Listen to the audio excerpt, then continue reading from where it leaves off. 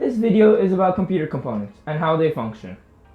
We will be going step by step throughout these components: the case, processor, motherboard, power supply, hard drive, SSD, CPU cooler, fans, optical drive, graphics card, RAM, and the network card.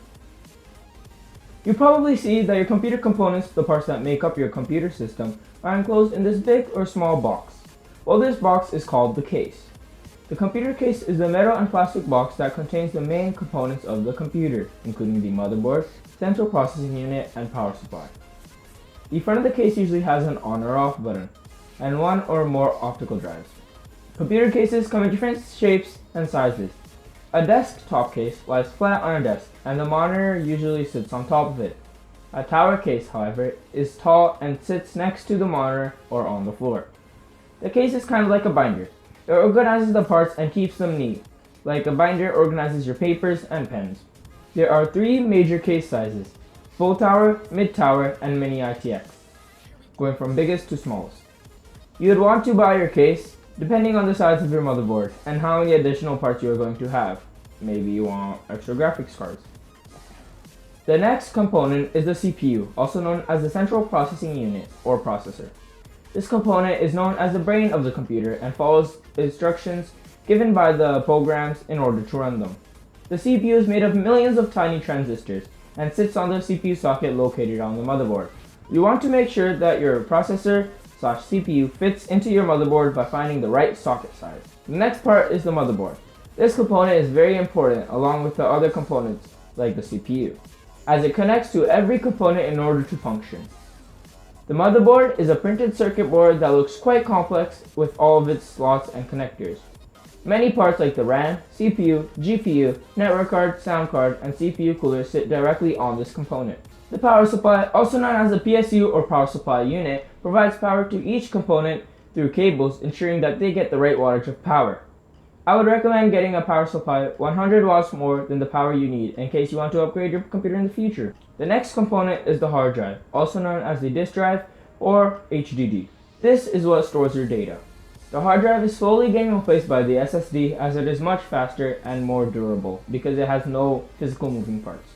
The hard drive works by an actuator arm that stores data through binary, ones and zeros, on a spinning disk. This disk usually spins around 7200 RPMs. The SSD, also known as the solid-state drive, is also a storage device like the hard drive but is a lot faster and lasts longer because, as I already mentioned, it does not have any physical moving parts. The SSD uses flash memory to store data in sections called NAND. The name solid-state comes from the fact that it has no physical moving parts. SSDs are usually more expensive compared to hard drives. The CPU cooler is what cools the processor because the processor can reach temperatures above 100 degrees. That's really hot. There are two main types of CPU coolers: liquid cooler and air cooler.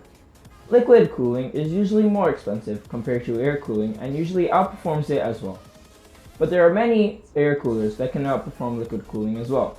Liquid coolers generally take up more space in a case compared to air coolers. Fans cool the inside of your case because the components all together do generate quite some heat. A usual gaming setup has one fan on the back of the case and around 2 to 3 in the front. Fans are probably the cheapest component you would have in your case. Lots of people like to have RGB fans to make them look fancy. The optical drive, also known as a DVD drive, is what reads or writes data from optical discs. This component is rarely used in gaming setups because nowadays games are stored virtually, not in a disk. The graphics card, also known as a GPU or graphics processing unit, is very important for gaming rigs. There are three main types of graphics cards. The first one is a DGPU, which stands for dedicated graphics card. This type of GPU is the big standalone card which takes up a lot of space and is usually the most common GPU for gaming setups. The second one is the iGPU, which stands for Integrated Graphics Processing Unit. This is a GPU with a CPU. This component that includes both the CPU and the GPU in one chip is called the APU, which I will talk about in another video. The last one is the eGPU, which stands for External Graphics Processing Unit. This type of GPU is used specially for laptops as they cannot hold a dedicated graphics processing unit. RAM, also known as the Random Access Memory, is a form of computer data storage that stores data and machine code currently being used. The operating system, programs, and data in current use are kept in the RAM so they can be quickly reached by the computer's processor. It is important to have enough RAM so your processor will not have to work as hard, resulting in a faster computer. I would recommend having at least 8 GB of RAM in a non-gaming PC and having at least 16 GB of RAM in a gaming rig. A network card, also known as a NIC or Network Interface Card, is a component that connects a computer to a computer network. This card is connected to the PCI slot on your motherboard. You can also buy network adapters instead of having a separate card.